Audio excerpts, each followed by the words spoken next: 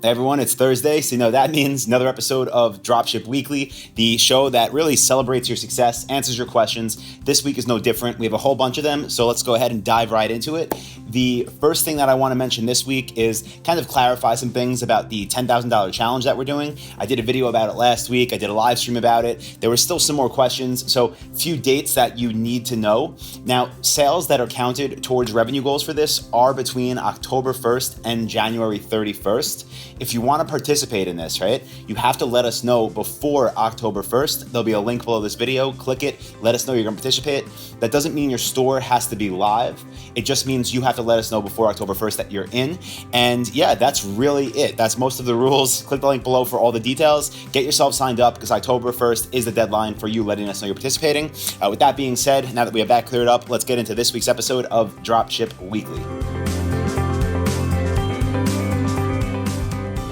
All right, so lots of questions this week, kind of spread amongst all different topics that we cover here at Dropship Lifestyle. So I'll just do kind of a rapid fire Q&A, go through them all and try to share as much value as I can here. The first question is from Alan, and Alan said he's in the process of buying a new logo for his store, and he wants to know where's a good place to buy one. Does anyone have any recommendations? So he said he wants it to look amazing, doesn't really care about the cost. You have to be careful when you say that because some people will charge you $10,000 for a logo, which I think is ridiculous. But I also think, kind of assuming that you could pay $5 and get a great logo is a good deal too. So my advice is to use a website called 99designs.com. That's the number 99designs.com. What's cool about them is you basically tell them what you're looking for by filling out a pretty cool survey. It's like very interactive. It shows you a bunch of images, has you click on what you like, and then and they don't bid by saying, here's what I would charge you. They bid by creating work and submitting it. And then you can give feedback. You could say, I like this, I don't like this. So basically, instead of getting one logo handed over to you, you get sometimes hundreds where you can choose which one you like the best. So that's my advice. It's about, I think, maybe $200 for a logo.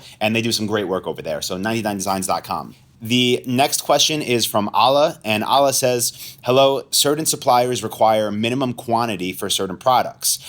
We were able to mess with the code and add specific templates to the product to set minimum, but the customers are still being able to change the set quantity in the cart. Just say that we were selling, computers, and the supplier said, if someone buys that, the minimum order quantity is 2. So maybe computers is the best example. Let's choose Barstool.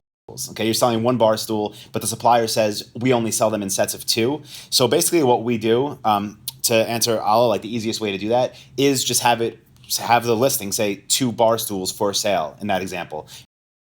Like half the price, and then having the cart have to automatically have 2 in it. We don't do that. We just literally make the product page to be a set of So that's the easiest fix for that. You obviously could do it right away. You don't have to mess with the code. People can't go in there and change things. So that's my advice for you and how you can handle that situation with the supplier. Next question this week comes from Saeed. And Saeed says, is it a must to open a U.S. business checking account in order to do a drop shipping business? So I'm assuming Saeed is not from the United States and wants to do business here. And the question is, does he need a U.S. bank account? And the simple answer is no, not at all. So some suppliers will approve you even if you don't set up a legal entity in the States. Because remember, these suppliers, they're not looking only to work with companies here. They want to work with companies around the world. So chances are they'll still approve you with the business information from whatever country you're located from.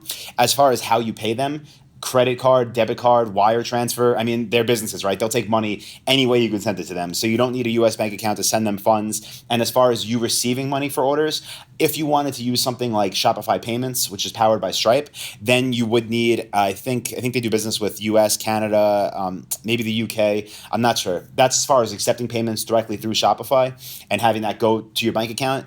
If you don't want to use Shopify Payments or you don't want to go through the hassle of setting up a U.S. bank account, then you can use any other merchant account in the world, right? You can use PayPal, Pro, you can use authorize.net, which connects with like hundreds and hundreds of merchant accounts. So you don't need to do it. That's the short answer. There's plenty of business work. The next question I have here is from Emma, and Emma's in Australia, and she said, another question, how do you research a niche to see if there's a big enough market for it in Australia, right? Because obviously there's less people in Australia than the States. And she says, I've come across a niche that's pretty big in the USA, but not here in Australia. I'm wondering if it's just because it's not made here yet or because there isn't a need for it. How would you research that? So I've obviously never done business in Australia. We have lots of students who are doing it successfully. I know, Emma, you have access to our coaching program, so definitely book a call with John Warren. He'll be able to walk you through this and basically give you his feedback as someone who's running multiple profitable stores there. From what I've heard about how people do niche research there is basically it's the same, right? You want to find other websites that are selling it. However, since the market is smaller, you're not going to find as many small niche websites selling the exact same products. So maybe what you'll find and what you'll want to do there is build a website that sells this niche plus a couple other niches, right? So kind of niche up a bit, simply so there is enough demand for the types of products you're offering. And as far as like this specific product, I really would recommend talking through it with John Warren because he's what I would call our Australia expert. So get on a call with him. Next question is from Rolanda. And Rolanda says, if something is sold on eBay, does that mean it's dropship friendly? The short answer is no. So eBay, I'm assuming you're thinking of people that are running like eBay stores that have listings that are always there, kind of like those evergreen product pages on eBay. It doesn't mean it's dropship friendly. eBay is not one of our competitors. Sometimes we do use eBay for sourcing products, but that's when we get into private labeling. That's in the continued education section of Dropship Lifestyle, and I'll post a link to that. But the short answer is no. If you're looking on eBay for competitors, that's the wrong place. In fact, most suppliers will actually have you sign agreements when you get approved that say you will not sell on eBay or Amazon because they feel like that lowers the value of their brand and they don't have as much price control.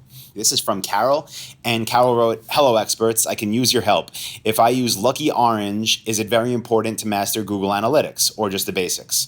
So they're two different things, right? Google Analytics is basically a way for you to track everything that's happening on your website. It's obviously made by Google. It's great data. You don't need to master it, but you need to understand it. LuckyOrange is something that makes heat maps of your site, but what we use it for are the screen recordings, so we can see what people are doing when they get on our site, where they're clicking, where they're falling off, what they're reading, what they're looking at. So here's how we use them both together.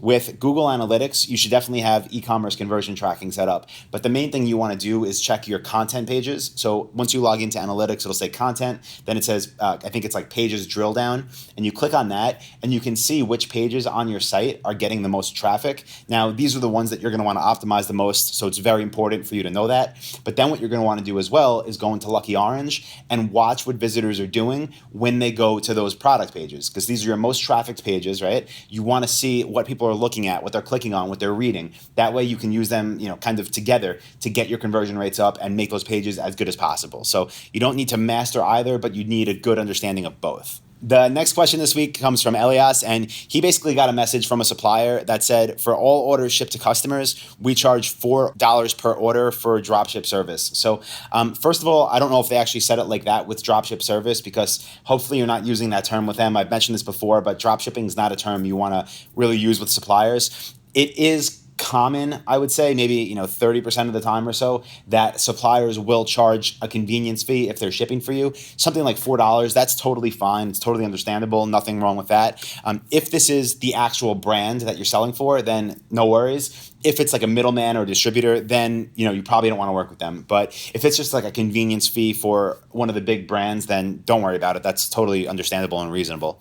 Let's see. The next question this week comes from Miriam, and she says, anybody else having a hard time finding suppliers? I have one product that might not be dropship friendly that I'm having a hard time finding the suppliers listed on the web for, but my other product is dropship friendly and I can't find those suppliers either. So Miriam, I'm assuming that you have access to Dropship Lifestyle. I'm assuming that you're in a coaching program. If you are, go to Module 2, watch those videos again where I'm doing screen shares and showing how to find suppliers. If these really are dropship-friendly niches, that means you found your competition. That means you know how to reverse engineer them. That means you know how to find suppliers. So I'm assuming there's some kind of disconnect between picking the products and doing the market research part. And this is all covered in great detail in Module 2, and I think that'll answer all your questions and show you exactly what you need to do and really verify for you if these actually are dropship-friendly. Because again, if you're determining that, it means you're finding competitors and you're finding suppliers kind of beforehand, before you make that decision. So the next thing this week is from Tom. So Tom said, now I have approvals from a couple of sources. I'm concerned about the margins. So Tom's getting approved with some suppliers, and he knows that he wants a net profit of about 20%. And he said, what's a good target gross? Is it 25 to 30%? Is it more?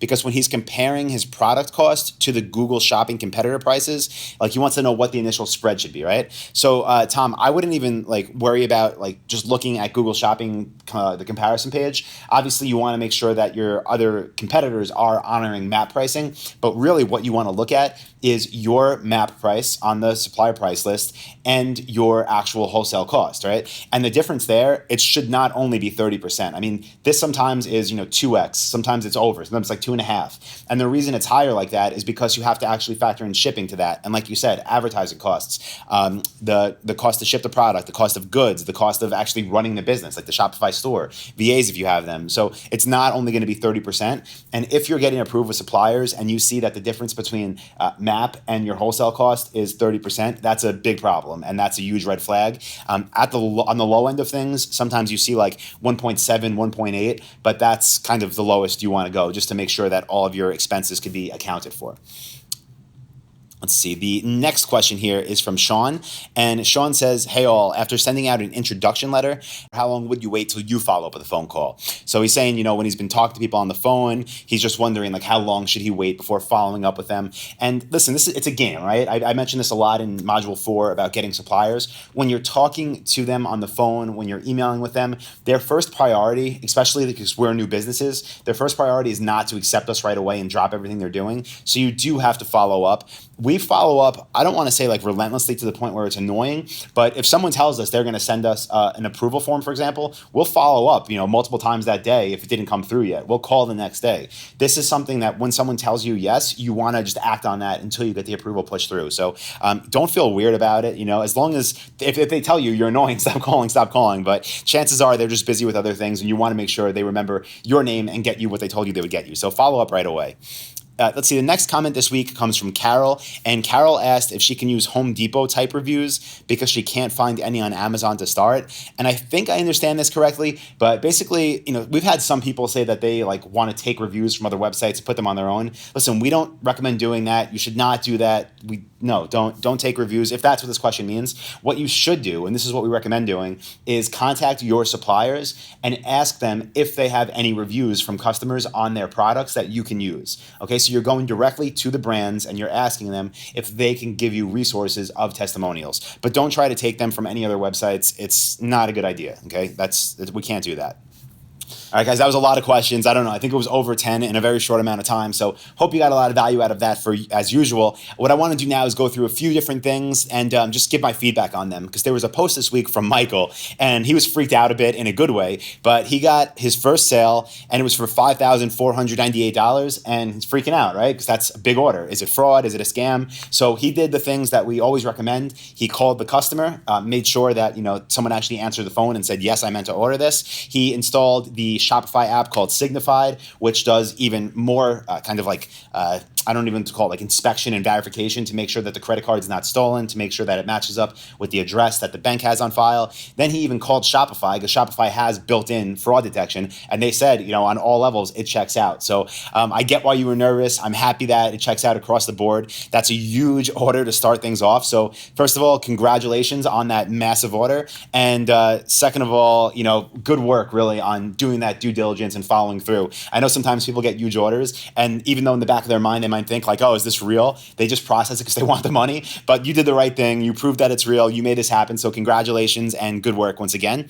And then finally, I'll end this once again with another shout out to Laura. She's been doing an amazing job with the web design. Corey wrote in and just said, once again, she's getting tons of glowing remarks and compliments from everyone that's visiting her site. She wishes she could take credit, but the design is, thanks to Laura. So Laura, awesome work. Corey and everyone else, I'm really happy that you're happy. We are doing tons of work between the Dropship Lifestyle Shopify theme. We're making a bunch of updated videos too, as far as like different conversion things that you could do on your own sites, should you not want to have our team build your site out. But if you do, I'm happy you're all getting results. I'm happy you all love your sites. And yeah, guys, that's going to do it for this week's episode of Dropship. Leave me a comment. Let me know what you learned. If you have any questions for next week or future episodes, that's how I get content for this. So go ahead and just ask below. You could tag me in it. And if you want to record a video, maybe asking your question, that would be awesome. Go ahead and just post it below this and I'll be more than happy to answer you in next week's episode of Dropship Weekly. So as always, I hope everyone has a productive week. Hope you get signed up for this 10K challenge. Let us know you're going to be in. We're doing all kinds of cool things. We're going to have a leaderboard showing throughout this next 4 months who's winning it, what they're doing in sales, and obviously there's big prizes that come along with participating. So hope to see you there, and I hope to get your questions answered in future episodes of Dropship Weekly. Thank you, everyone.